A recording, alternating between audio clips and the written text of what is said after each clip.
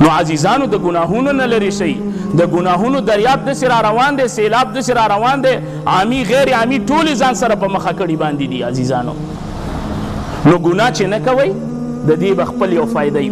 نظر چې بد نه استعمالوئ د دې خپل فایده وي. تاسو پوهېږئ نن زموږ ستاسو د عباداتو نه خوند تللی دی. سړی مونځ کوي پې پوه نه شي اخر رکعت کې وقنا عذاب النار، السلام علیکم ورحمت الله، السلام علیکم ورحمت الله.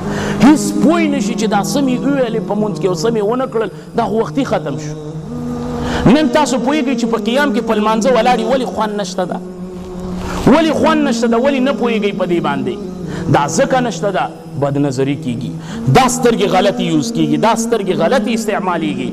تاسو د الله د رضا دپاره چې کله ماشوم ولیده، ځکه ماشوم الصبي نصف النساء، نا ماشوم هم په درجه د نیمې ښځې کې دی.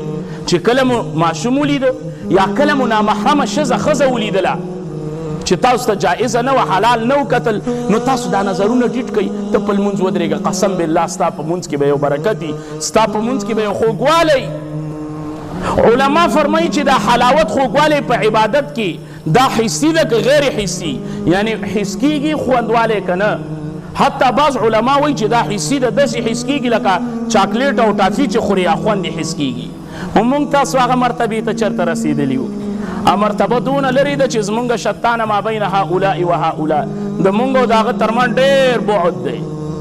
نظرونه حفاظت وکړي. العینان تزنیان و زناهما النظر، سترګې هم زنا کوي او زنا د سترګو چې دی بد نظري کول دي. بد نظري نه ځان وساتئ او تقوا شروع کوئ.